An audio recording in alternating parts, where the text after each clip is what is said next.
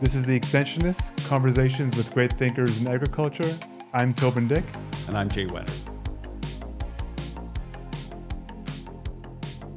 Hey, Toban.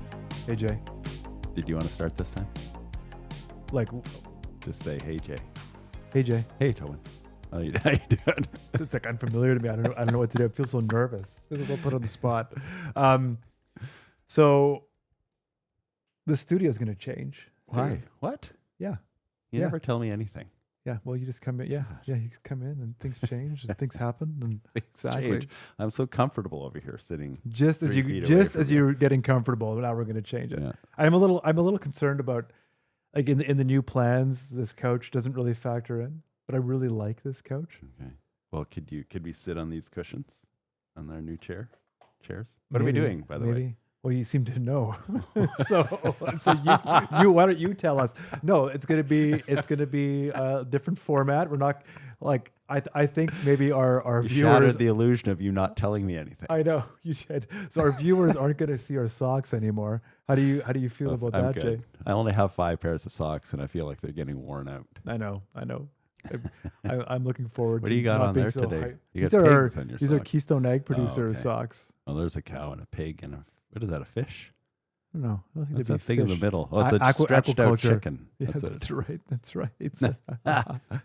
Anyway, yes. But it'd be Away very- with the socks. I think we're ready. I think we're mature enough now to hide the socks. Yes, yeah. We're gonna hide the socks. We're gonna be sitting behind a desk. We're gonna get a desk made, or I'm gonna make it, Ooh. or yeah.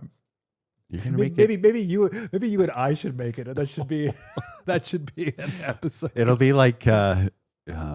Oh yeah. So I went to this live taping of Now or Never, which is a CBC radio program, and they were talking about Where? these. It was at the Gas Station Theater in Winnipeg nice, during nice. the comedy festival. Oh yeah. So they brought these two hosts together who had never worked together before. I'm not even sure they knew each other. So the first thing they did was gave them an IKEA bit of furniture to put together, just to that's see funny. how they functioned. So that's what we could do. You could buy an IKEA desk. No, I know you won't do that because you like woodworking. But I could come and help you sand. We could do it in like the theme of like this old house from like those PBS. Bob Vila.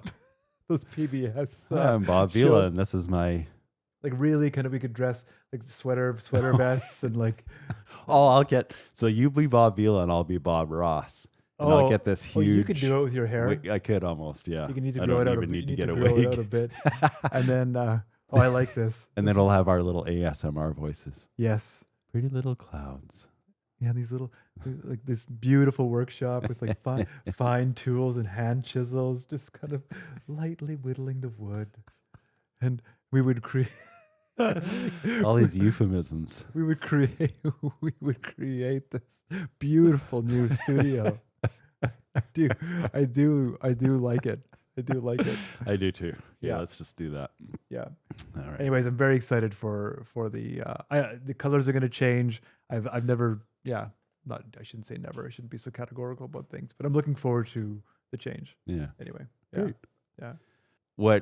Just so we visualize what's going to happen, so people, when they tune into season 3, they won't be scared. What are we going to be looking like here? So the two windows behind us, and if you're not watching, you're listening.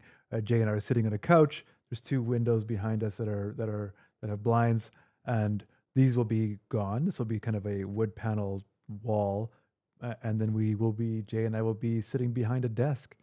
So very Like news anchor, like weekend update desk. Hello, I'm Jay. Are we going to be across from each other? So I'm thinking. So I haven't fully designed it yet, but I'm thinking kind of a solid flat front to the desk, but then a circular kind of half circle back. So we could sit across from each other still, Yeah. and there's room for a third for when we have in studio Okay. guests. Good. That's what I'm thinking. I like But that. I like your yeah. vision. Yeah. So we're gonna try to. I think me and my father-in-law are gonna work on this Okay. together and Good. build this thing. So yeah, and then there'll be some color changes, some painting going on. So that'll be. And then are we going to have this on? I don't know. Hanging I don't know. behind us? So with the wood slat Yeah. wall, we'll be able to post stuff too. Like we'll be able to put Yeah. like, art or Okay. various things maybe for sponsors Okay. or Oh, good or who idea. knows. Yeah. Yeah. Maybe we could get an Extensionists neon sign. Yeah. Maybe we That'll be should. season 4. With We don't want to get. silhouettes of us. That's right. Massive. Floor to ceiling. Well, that's Oh, exciting. Well, that'll be fun. In the meantime, we have Rachelle. let's get to it.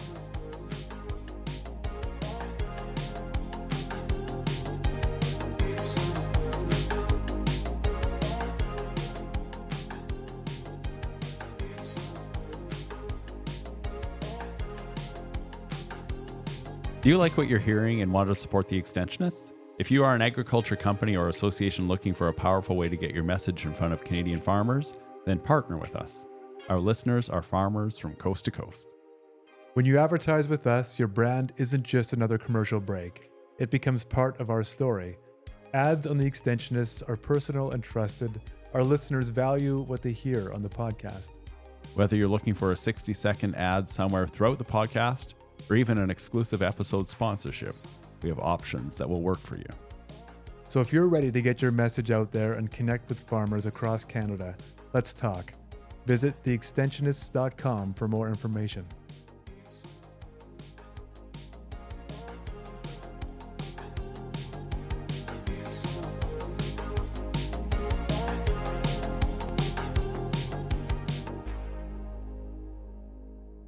So our guest today is Rachelle Brockman. Hi, Rachelle. Rachelle is the principal of Eureka Experience, which is a company based out of Saskatchewan that specializes in getting people to talk about their needs and managing conflict. Is that the gist of the business, or Rachelle, how would you describe the raison d'etre for Eureka Experience? You're getting to the core of my business. I'd say the umbrella of it is leadership and communications. Yeah. And I design and deliver workshops. I do public speaking engagements and work one-on-one sometimes or with small teams mostly in helping them with their interpersonal issues and development. And it's funny because I know in the past I reject the soft skill analogy that people like to say, and they kind of say it with a little bit of a roll of the eye. Oh, the soft skills. But I have since coined them the essential skills. Oh, yeah. Good. And so under this umbrella of leadership and communication, I believe there are many essential skills for all people in all walks of life, in all industries, and of course into their personal lives. It trickles into everything we do. Mm-hmm. The connection between leadership and communications, I think, is an interesting one, and it's not. I think it comes up often in the industry, in the ag industry, maybe in any industry, but there's a kind of a confluence. There's a direct relationship between the two. Jay and I do a bit of communications training as well, and I get asked to do leadership training as well. There's a way of looking at it that seems very different, leadership and communications, but there's also a way of looking at it where they're actually one in the same. So I'd be curious to hear your thoughts on that relationship. Mm-hmm. I have this habit of looking at everyone that I encounter as a leader, and I think of all of us as leaders in some capacity or another, whether formal or informal. And I think that when I go into my work and I go into the world, giving people that respect and hopefully having it in return, where I see you as a leader and I see everyone that I come up with or against sometimes, sadly, seeing people as a leader then just helps me to elevate people into a place, hold them accountable at this place, to work on their communication skills as a foundation for whatever work it is that they're doing. So whether they're little league soccer coaches or they're a community member or they're running an organization or an enterprise, they're a leader to me. So I do see them going perfectly hand in hand. And it's a philosophical kind of paradigm shift to put the two together. And my experience with people is that as soon as I call them that and as soon as I hold them to that standard, they rise to the occasion. Almost always. At the workshop, Rachelle, you had us get up and go to each of four corners of the room, depending on our personality style. Or can you walk me through that again? Because I think it was a really good exercise. And I wasn't there, so I want to be. Yeah, because it's. I mean, you talked about everyone's a leader and has that responsibility to exercise their leadership skills, but there's different types of leaders, and I really like that exercise. So please walk me through that one again, or walk us through that one again. Absolutely. So I have a background as a certified facilitator with the Myers-Briggs tool. And for anyone listening that doesn't know that tool, it's basically an inventory of preferences, personal preferences. Some people like to, use just that as like personality, but really our personalities are so complex and they're ever changing. And whether people really buy into a tool like this or not, I find it really helpful when I'm working with people to even just have in the back of my brain, because I have bought into it. And so essentially, the Myers-Briggs tool says that there are certain personality preferences that are innate, inborn to us, and that we will be influenced by our environments very greatly. But those innate inborn characteristics would likely be our preference. It doesn't mean we can't operate in a different way. Right. We can learn lots of things and we can do anything we set our minds to. I'm a firm believer in that. But if we can operate with those innate inborn preferences and we understand them and we know they're our go-to, we will create a lot of efficiencies in our communication, in our decision making. Under stress, it's a big one to know and understand. I feel like that's a really big one for people.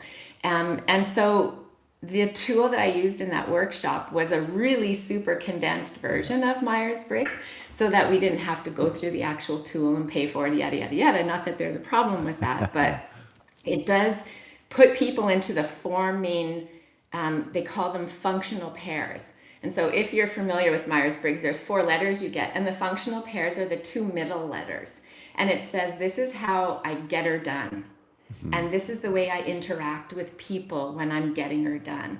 And so I'm going to really, really generalize them. But essentially, you've got one type of communicator leader who is very much about details and present tense details. You get a second one who is focused primarily and has a preference for focusing on present tense people. So they'll notice, oh, it's so-and-so's birthday in the team, and we didn't even say happy birthday to them this morning, right? Whereas that first leader might not recognize that as being as important on that particular day, but they're focused on the tasks that we need to accomplish in the team that day. The third type would be a future-oriented things person. So they're focused on systems and structures and possibilities for the future that have to do with things. And the fourth one would be a future-looking people person. So they're building the team based on succession, personality, skill, competency, and they're really thinking about the future of the team relating to the people. So present tense things, people, present tense people, future-oriented things, people, and future-oriented people. And so that was the activity. Once I find people are really amazing at putting themselves into what they believe to be their preference. It doesn't mean they can't operate in the other areas, but that's their go-to. That's the one that satisfies them the most. And if they're problem solving, they know that that's the detail that they would like first or most. Right. And then they can attend to the rest. Which and one I are find you? that the best teams have a bit of everybody. But the key, if you remember, is that they have to understand each other. They can't do the general eye roll when they hear somebody asking about today's plan. How much is it going to cost? What's the timeline? Those are your present tense things, people. And they're going to start speaking about those needs. And I might be going, well, wait, wait a second, like we've got a couple retirements coming up, because I'm one of those future-oriented people. Okay. I'm like, okay, we got some retirements coming up, or grandpa's going to leave the farm, and we've got a gap to fill in this people space.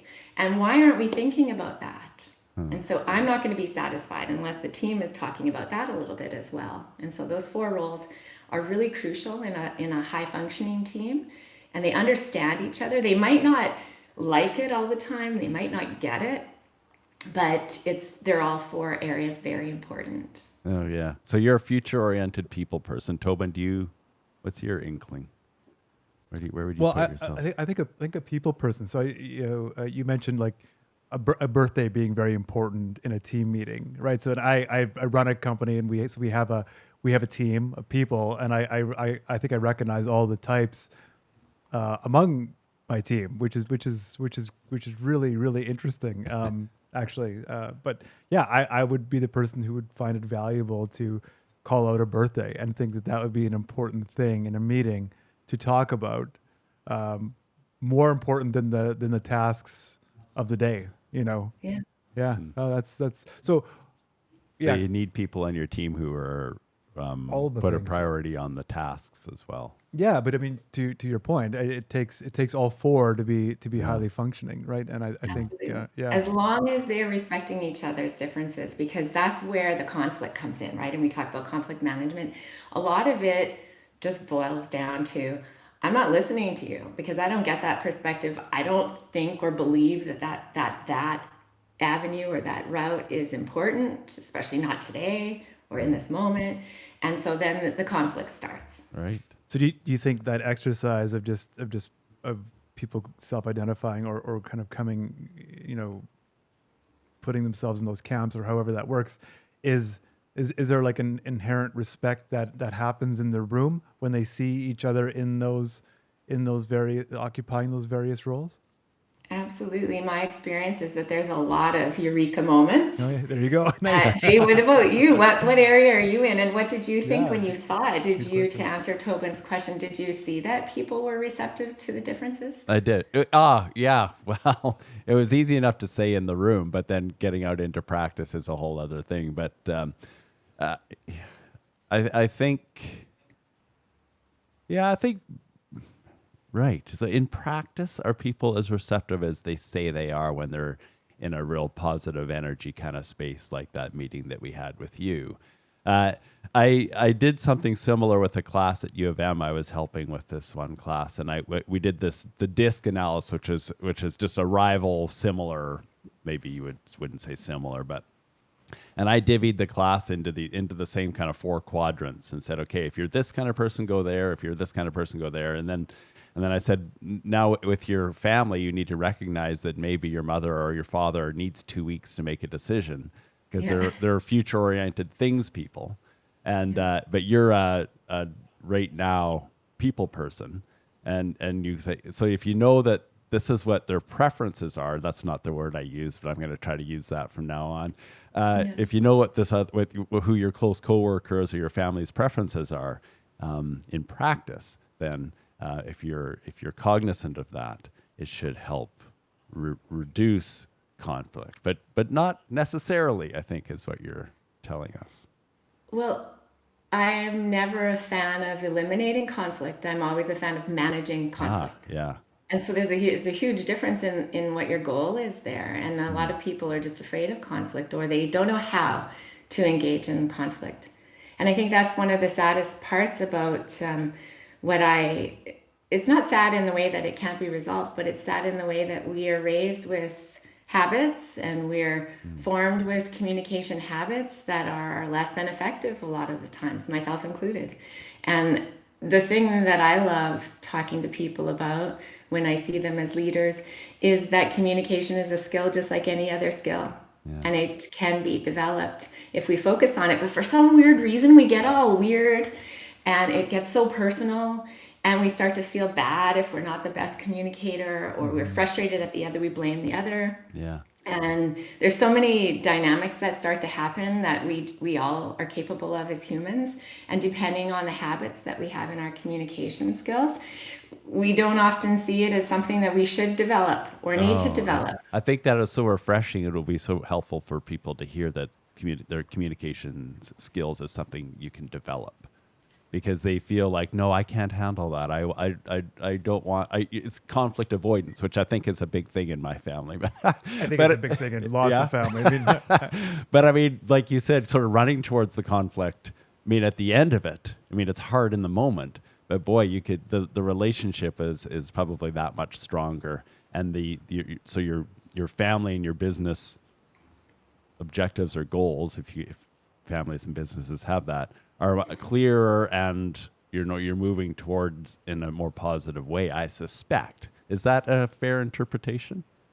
If you're willing to do it well and push through, for sure, it almost always has a better outcome than avoidance.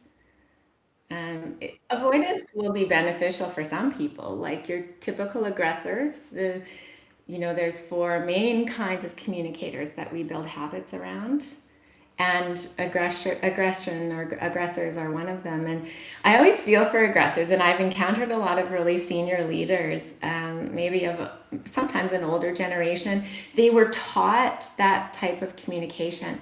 It's also, seems to be more common historically for men to have that more aggressive communication style, and they get stuff done.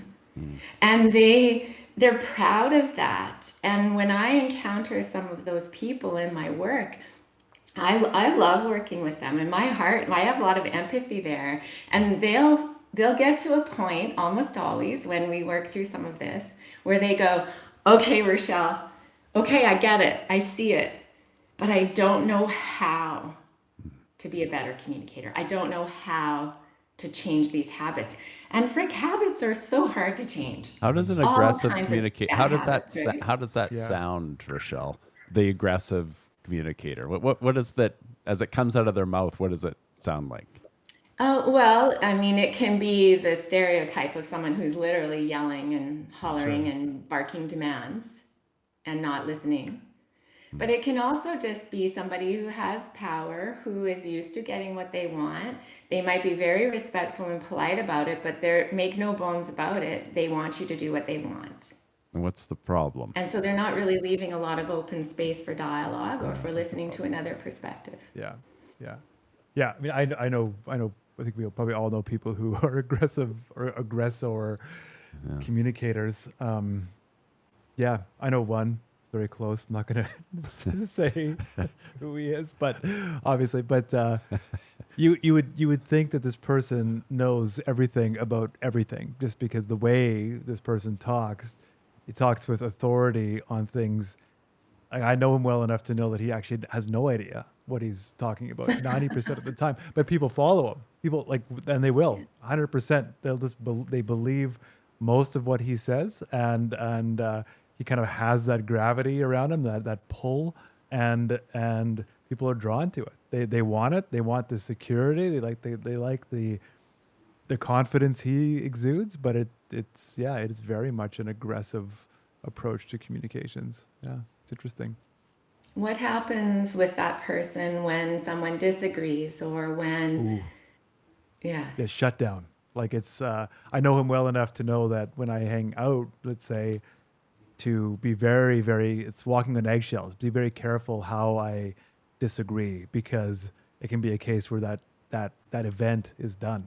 Like he'll as much as he's brought up the room, he'll bring it down Mm. like just as easily. So it becomes very much a man. Like I have to manage it, you know, or I feel like I do. Maybe I wrongfully put that on my shoulders, but I do feel like I have to manage that situation, that scenario, in terms of how I interact with him.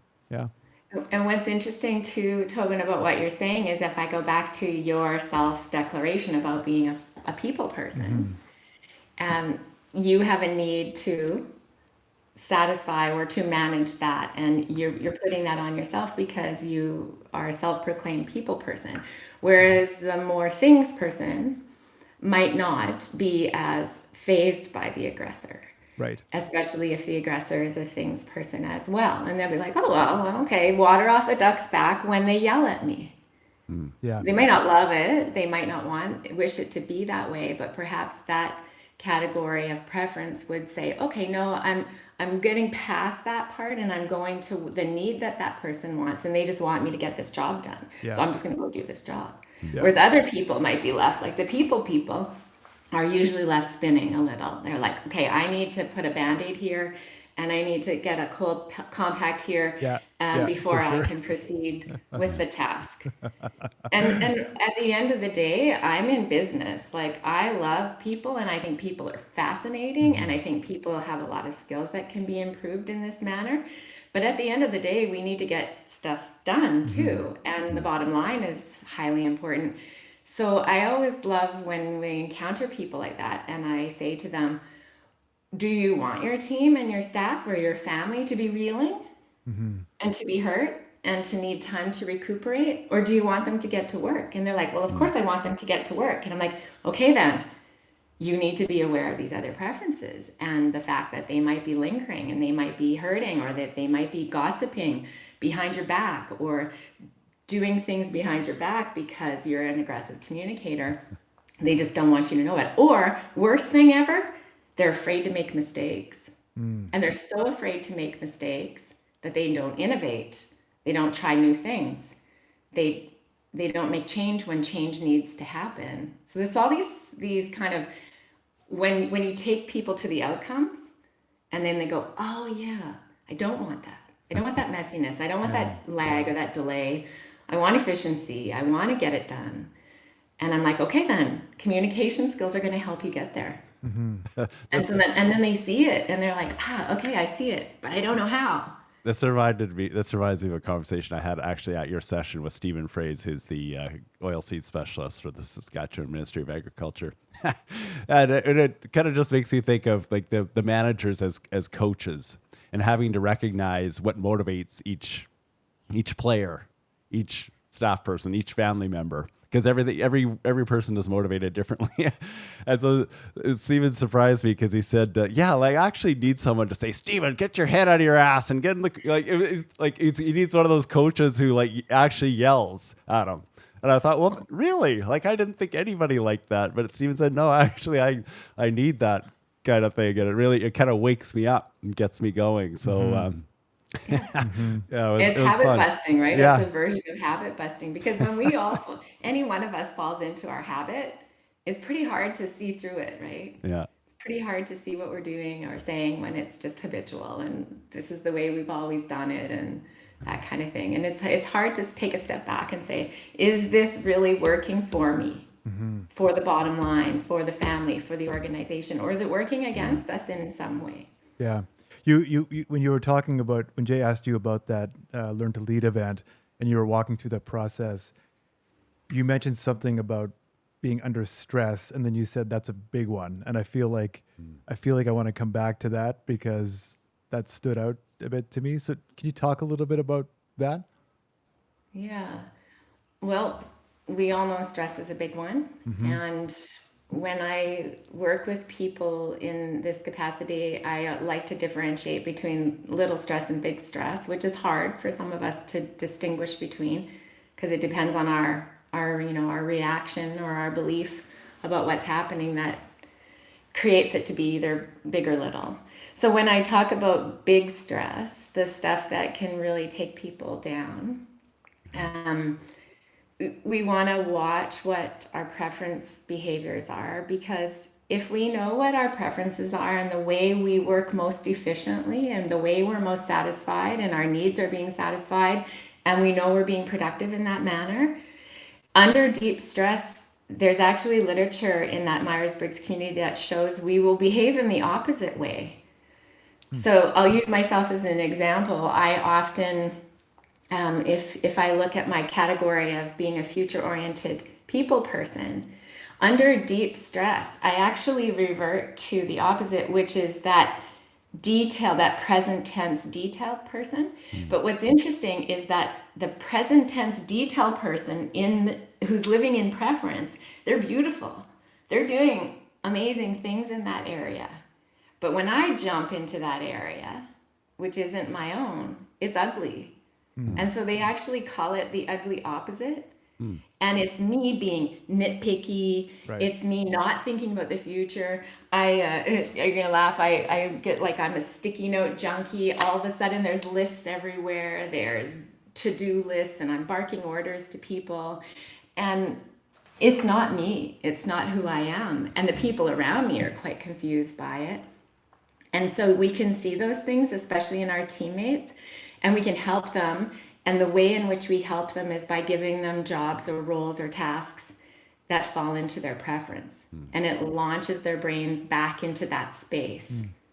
Do you have someone And who recognizes that in you when you're in post-it post-it yeah, note mode, absolutely. and say, okay, Yeah.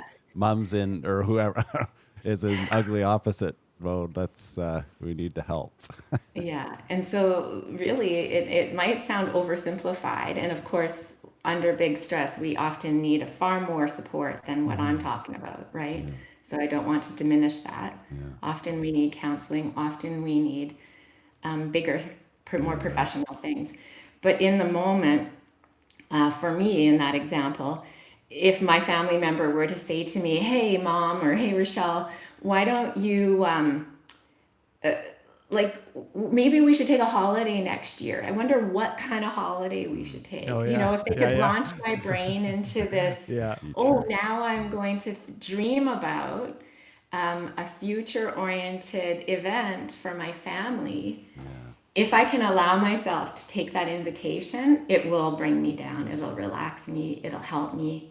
It'll help everybody around me. Yeah. Sometimes, our businesses or our passions are based on personal experiences. And can you tell us about your relationship with your dad and that 30 seconds that Yeah, I changed your definitely life? want to. Yeah, Because talk- that is, I just loved hearing that story from you, because it was you being vulnerable as an instructor or as a facilitator. But I found like that, it's so memorable. And I think, I mean, I guess there's two messages in this, because I want to hear your story about you and your father and how you worked through that.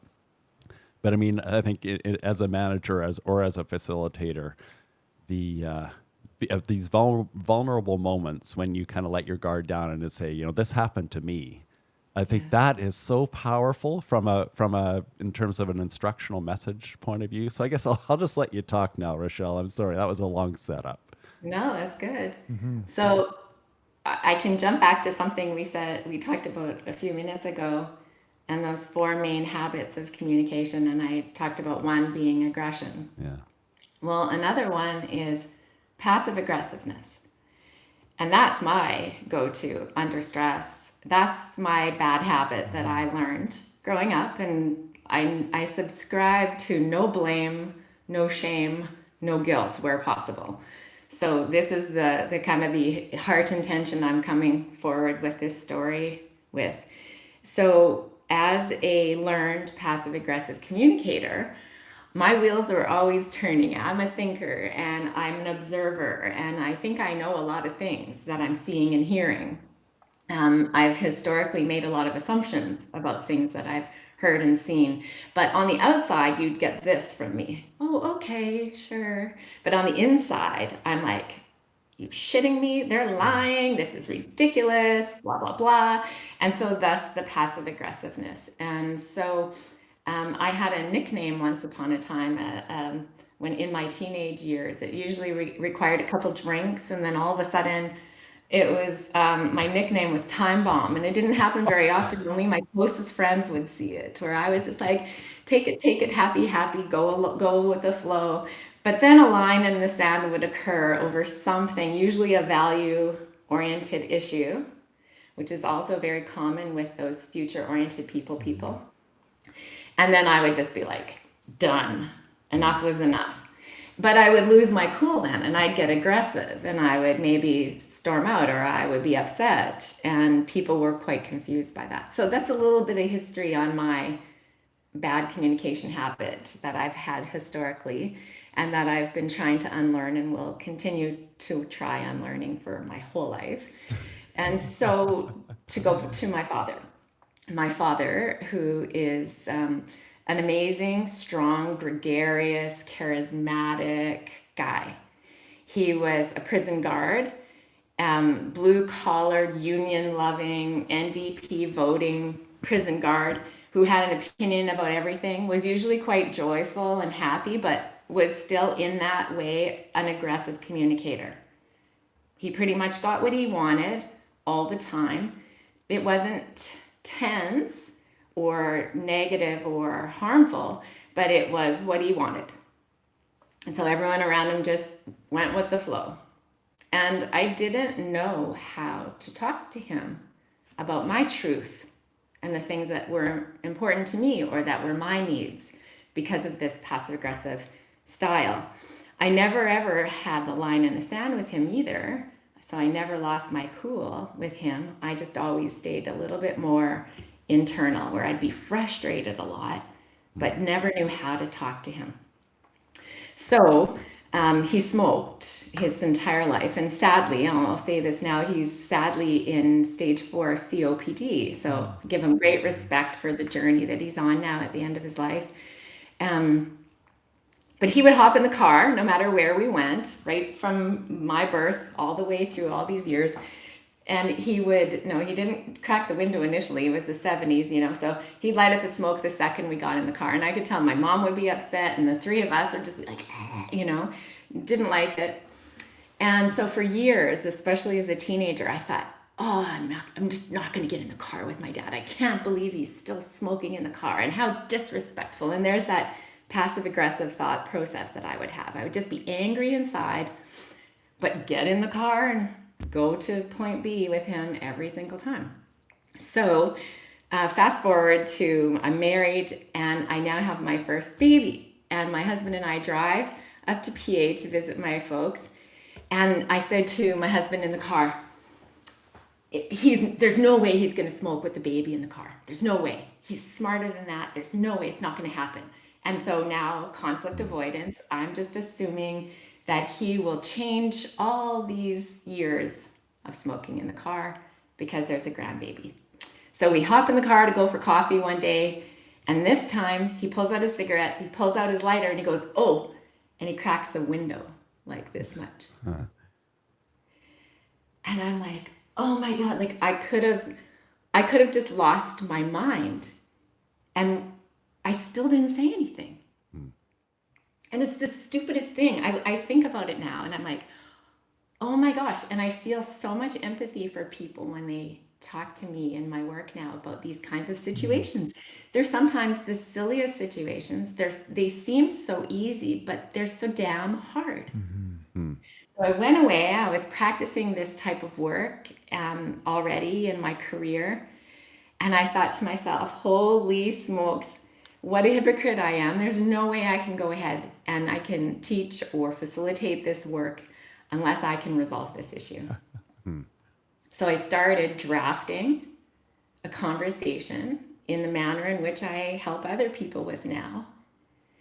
And I was terrified. I was shaking. I was just like, oh my gosh.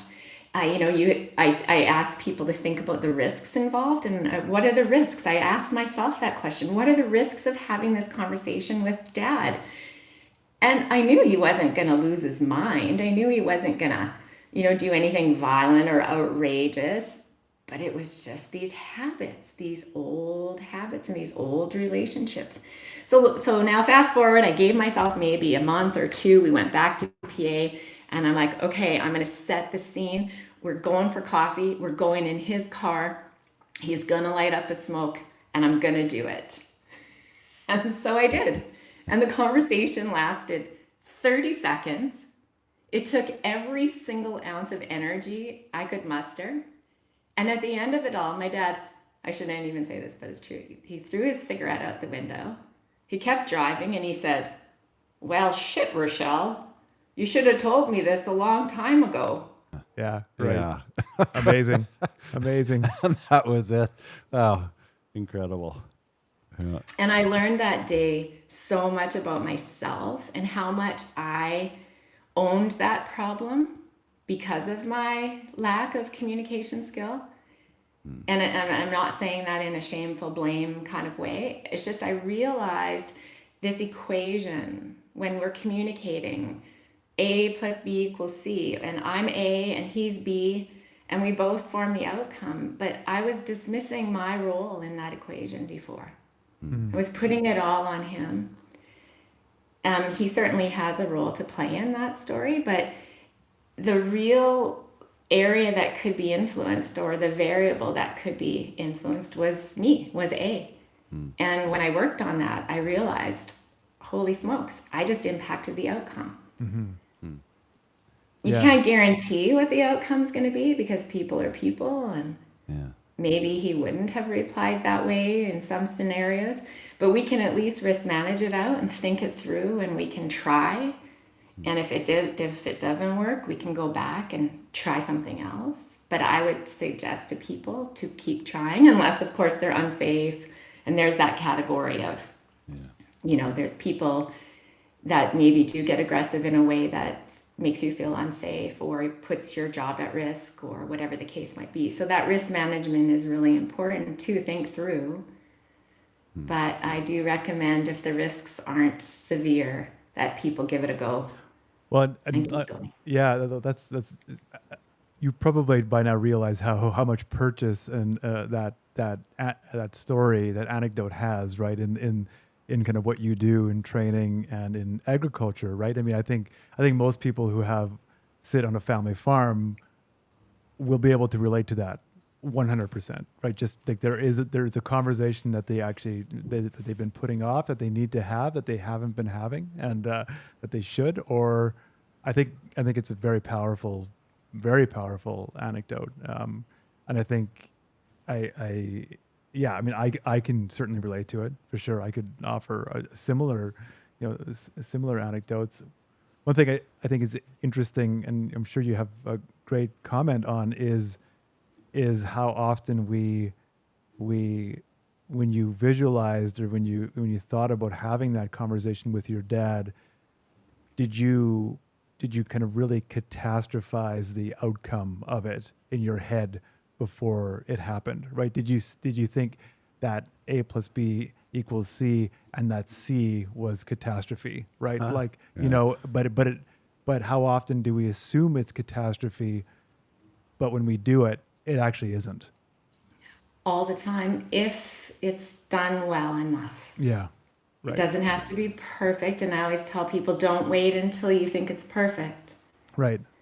But if you at least draft or frame or prepare that conversation so that it's done well enough, and it's done probably different than your habit, then the outcome will likely be better incrementally, maybe straight out the gate, like I was lucky enough. But if we fall back into our old habits, like maybe we just storm off, or maybe like my lovely mother, who has a passive style of communication, she just accepts it. She just accepted his smoking in the car. Did she like it? No. But did she get angry inside like I did? No. She just didn't. had a passive approach and accepted. But she too could benefit from that if she were to unlearn that passive communication style. So, yes, to answer your question, it will impact C in a positive way if done well enough. And it's different from your normal habit, especially if your normal habit isn't this type of assertion, this positive, respectful, simple assertion. Yeah. What do Yeah. people do if they're not confident they can do it well enough? Like, do Yeah. they hire you? Like, are there people who are there people who can help when they feel like, I really need to have this conversation, I don't have the confidence I can do it well enough? What do I do? Yeah, absolutely. There are tools that are fairly simple out there in the world that could probably be sourced on your own. I'm not going to brush by your opportunity to say, sure, you could hire me. But at the end of the day, it takes practice, Jay. Like, it's about practice. And so for myself personally, I started with some small stuff. One of the key things you want to do is speak from your position, from your observation, from your need, from your emotion. And so you want to completely avoid any finger pointing and the word you. Right. But you want to understand, what am I experiencing? What do I need here? And you want to speak from that position only. That's really hard for a lot of people to do. And so that part, that to build the confidence, to go back to your question, I think I would suggest to people who are watching or listening to just start with some small things in the world, maybe with your kids or with your partner or with somebody, a stranger. You know, sometimes with strangers is way easier to practice.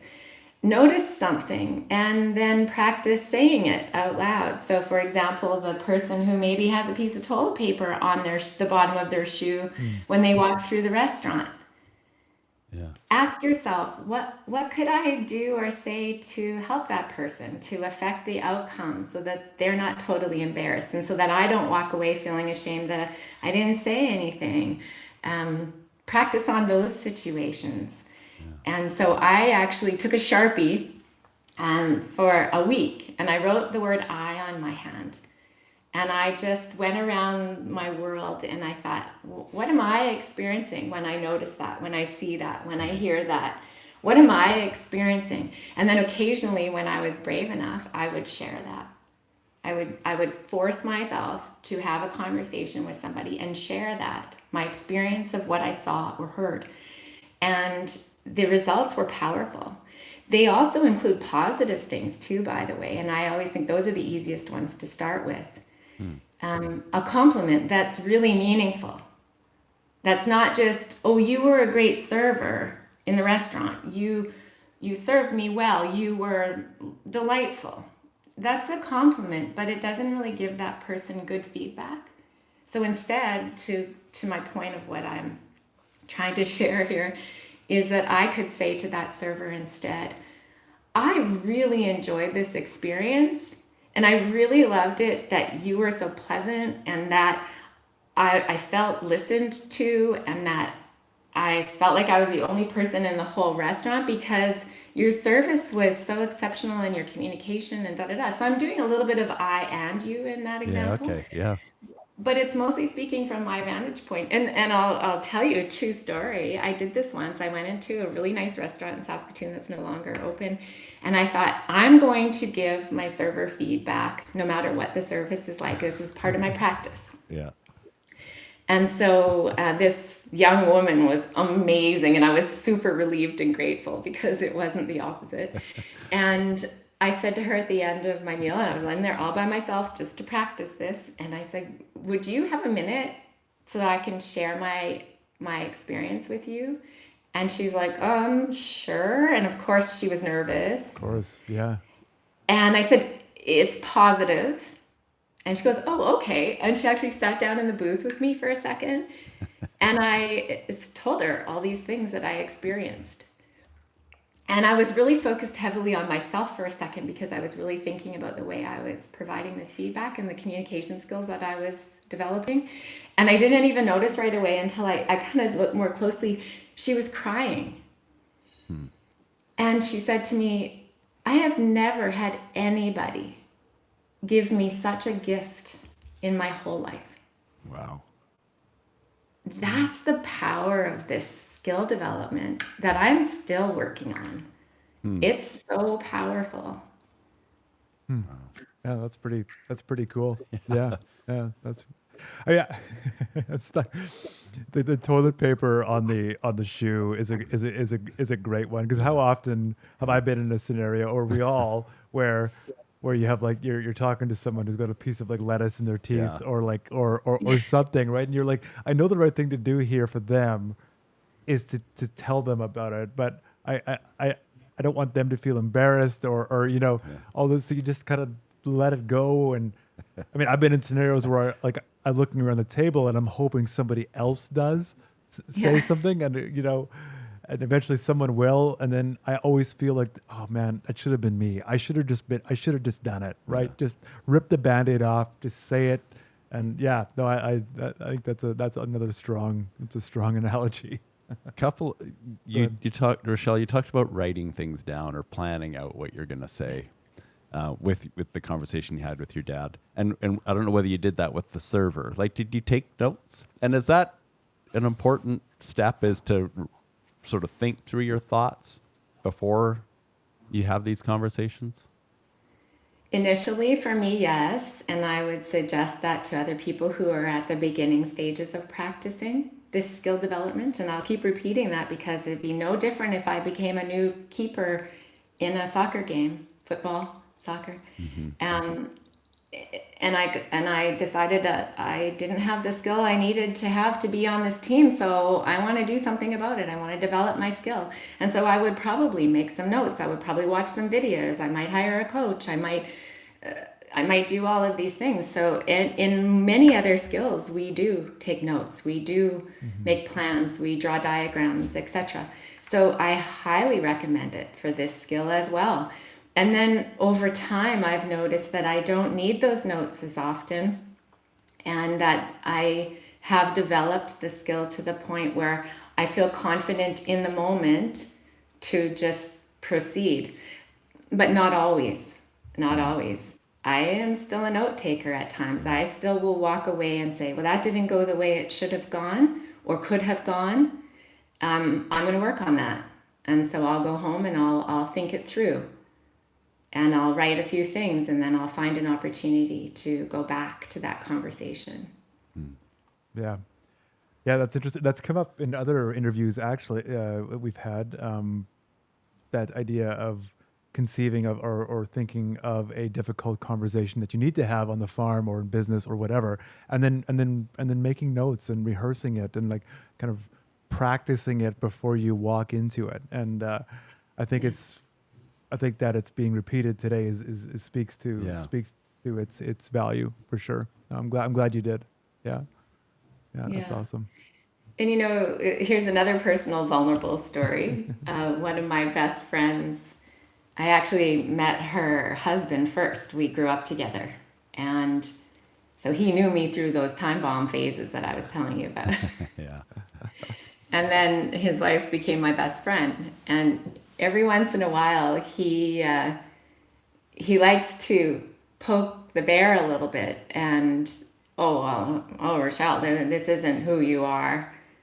I knew old Rachelle.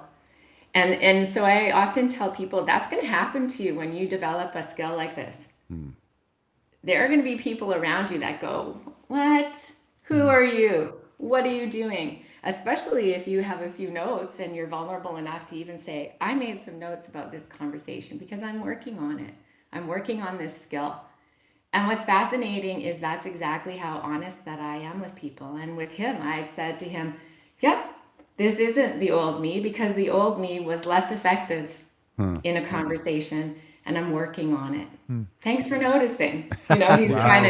trying to get me Little get a rise disarming, out of me. But Trying to get instead, the I time just say, bomb no, back. Yeah. this is still me with better skills in this area. Oh, excellent. Oh, that's amazing. Yeah. Well, I mean, obviously you are skilled in this area, but I like the message. The other message that I'm getting from you, Rachelle, is that we're not seeking perfection. We're just seeking sort of steady, recognizing where you might improve and steady through your lifetime improvement or towards that goal. You may not get there, but at least you're working towards it. Yeah. I have summed up my goal. Do you want to hear it? Yeah, definitely. Of course. So my goal as a respectful, assertive communicator, which is not one of those 4 styles, it's the optimum style, is to be able to, and not all the time, this would be exhausting, but when it matters and when you feel like you can, say what's on my mind to anyone at any time in the moment respectfully. Can That's you my repeat goal. that one more time? Say what's on your mind. Say what's on my mind to anyone, whether they're the CEO of the company or my grandpa who runs the farm. So say what's on my mind to anyone at any time in the moment. That's with practice, respectfully. Yeah, great. And then the end of these conversations is always a question back to the other person. Always. What do you think? Hmm. And that's when the real conversation starts. If that first piece, that first 30 seconds, Yeah. in the end is really the easy part, but it's the part that requires the most practice. After that, it's really listening. And it's really continuing that respectful dialogue and asking good questions and continuing to speak from your voice and your truth. Yeah. But never perfection. You're right, Jay. Never perfection. That's unattainable. I think it would stop us in our tracks from even developing this skill if we ever thought that was attainable. So we're almost done, Yeah. which is bizarre to think about, but these hours go by so fast. So I think we have an audience of extension specialists or people who kind of work in that communications field in agriculture, including leaders. Do you have some kind of advice for these practitioners? That's a big question.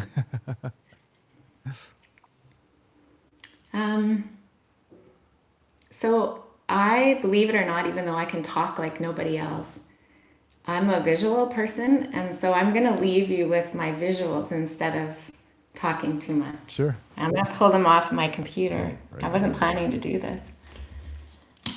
I have visual cues and reminders for myself on a regular basis. And so Interesting. I think maybe some of these could be duplicated out there and they might work for you, but perhaps you might think about the weaknesses that you have in your communication skills and what you could do to counteract them. So here's one. So Listen closely to everyone. Oh, that's awesome. So it's listen closely to everyone on a square piece of, is it like a sticky note or is it a? It's a sticky note. It's just a card that I found in some script, and it says, listen closely to everyone. It's written beautifully. It's very comforting. It's not a criticism. And it reminds me all the time. I put this on my laptop when I go to a job, when I'm working with people, whether they see it or not, I don't mind, but it's for me. Okay, you ready for the other ones? ready, I ready, keep ready. them right here. I honestly didn't even plan this. I just keep them here when I'm working. Love it. Yeah. This is a push button. It's like the So easy it's like button. the red button Yeah. and it says push. It could also say trigger. I would give the advice of know what your triggers are.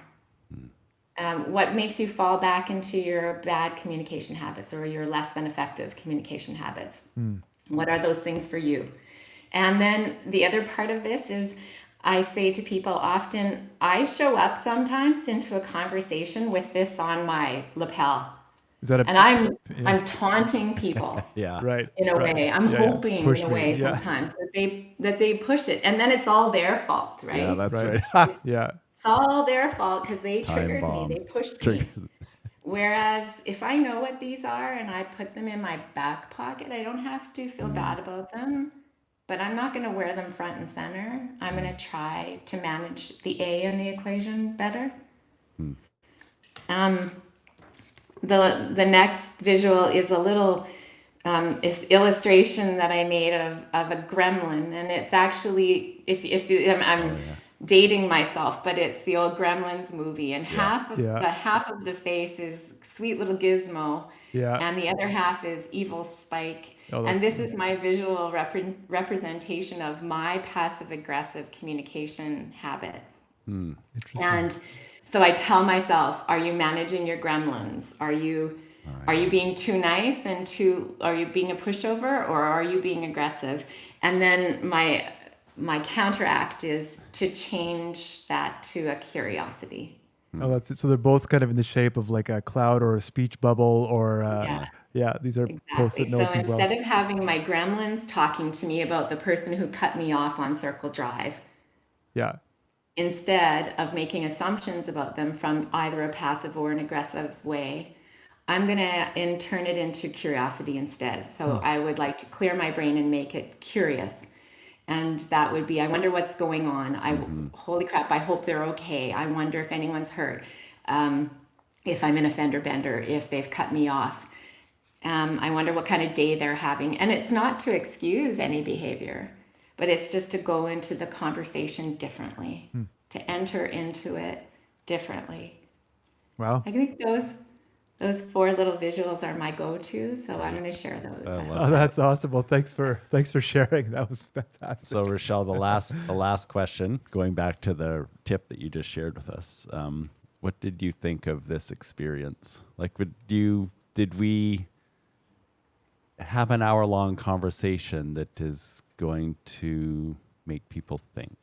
Did we achieve our goals? I sure hope so.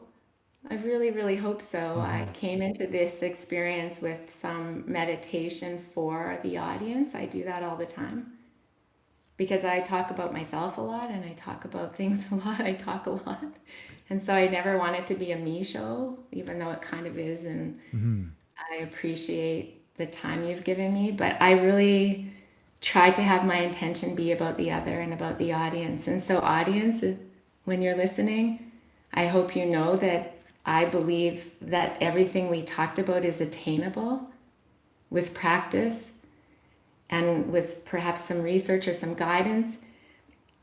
And I genuinely came into today not to talk about myself or my business, even though I did, because I just wanted it to be about the audience finding value. So I hope that answers your question, Jay. Yeah, for sure. And I think, because you're a guest on our podcast, it just has to be about you.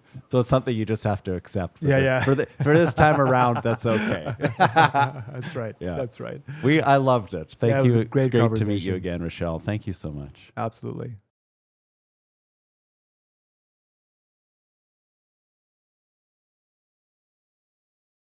Yeah, Hey okay. there, listeners. If you're enjoying the conversations here on The Extensionists, you will probably love to get our newsletter. Yeah, it's the best way to stay connected with us, with Jay and myself, yours truly. I'm excited about the newsletter, to be honest with you, because I think... Why are you excited Well, about so many of our guests have... Sorry. Why are you excited about it? Say that differently, Jay. So many of our guests they say so many things of interest, right? And I feel like the newsletter will be a great way to share that with our listeners. Like quick take-homes? Yeah. Summaries? Yeah, absolutely. One-liners? Absolutely. I think about each guest, we could probably write a whole bunch of articles from each of our guests, right? So to give our newsletter subscribers like summaries of the key takeaways of these things, plus information on upcoming guests, all the listeners have to do is go to theextensionists.com and follow the prompts to sign up for the newsletter. I think it'll be great.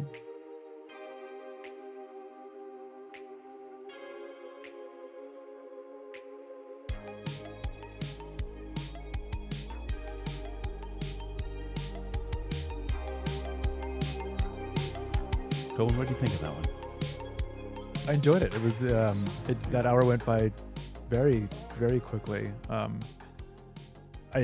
I resonate with a lot of her personality, like that kind of future. Like I feel like that's me, a people person, future.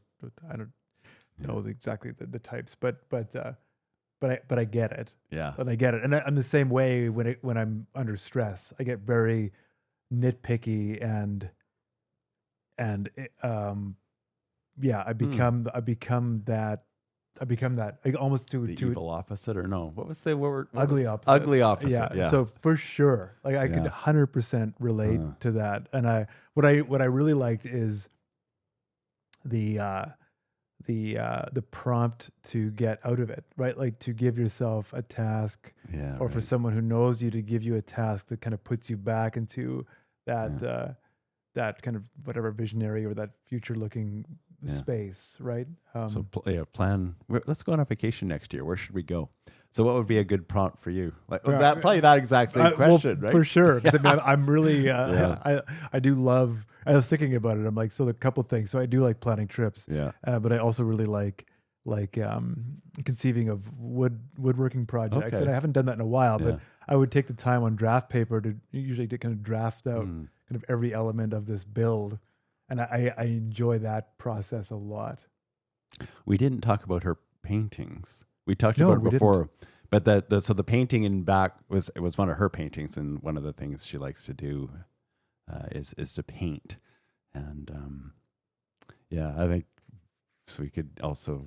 I mean, I like drawing as well. So I was just thinking, like, if I'm in that ugly opposite scenario, then someone could just tell me to go.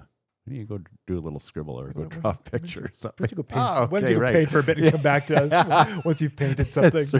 I like the idea of this like these this appreciation for difference, like, and finding ways to appreciate difference in a team, right? Yeah. And finding ways for everybody on the team to recognize difference. And I think that's and being tolerant of those differences. Yeah. Not just frustrated by them. Yeah, that's right. That's right. But you picked up on the fact that that the writing down of notes, and that a couple other guests this year said the same thing. Mm-hmm. Like ahead of difficult conversations, right? Yeah. Yeah. Yeah. Putting your thoughts down on paper. It's a great way to, like, it sounds like an old-fashioned exercise, but I think there's a lot to be said there. Thinking about what you might want to say, doing a bit of practice, and then you might get more out of those challenging conversations. Yeah, I feel like with this repetition of like that we're hearing from guests that practice is important, or that writing down things ahead of a kind of potentially challenging conversation is important. I feel like we're kind of glossing over some sort of central theme that we might need to unpack at some point. Like what is that? Like what is that? The conversation. No, or like the process of the practicing and the writing it down. Oh, like there's something that's probably deeper there, like tied to how we think and how we, you know what I mean? Like it's not just practice. It's not just the fact that we're practicing, right? There is something more. Some guided practice. There's something more there. We'll have to Right. Yeah. We'll have to talk Season about this. 3. But anyways, quickly, we have like 1 minute. Yep. Your key takeaways. You asked me, and that started the conversation. So I want to return the favor. I mean, these things can sort of eat in your head for a long time. Yeah, they do. I'm just thinking these. I mean, this is a silly example in some ways, but having those conversations with people and thinking, I wish you would have told me that 20 years ago. Yeah. So my grandma used to store bags and bags of flour in her attic, and her attic had a lot of mothballs. So, and that flour just absorbed that smell. So everything she baked for my whole life tasted like mothballs, but nobody ever told her until I think my mom did. And I don't know whether it went over well. But anyway, but I like this isn't like the toilet paper under your shoe, in that she's been walking around for 35 years with toilet paper under her shoe. But it is something that she could change. Like she doesn't need to buy all this flour and store it in her garage. She can buy one bag at a time. Yeah. Maybe you're paying an extra $1 or whatever. Yeah. I mean, it comes from frugal times. But everything she ever made was almost inedible for all this time, and I think she might have appreciated it, as hard as it would have been in the moment for someone to tell her that. Right. Yeah. Yeah, I know. Because you become nose blind or taste bud blind sometimes to your own practices. But For sure. on that note, Yeah. great conversation. That's my takeaway is these hard conversations. 30 seconds can change your life. Just don't wait 30 years to have that 30-second conversation. Yeah. No, it was a good one. This has been the Extensionists podcast. I'm Jay Whetter. And I'm Toban Dyck. Till next time. This has been a Burr Forest Group production. Jay, did you know that the podcast couldn't happen with the hard work of the people behind the scenes? And I've got their names right here. They are Abby Wall, producer and editor, Ashley Robinson, researcher, and Michelle McMullen, marketer.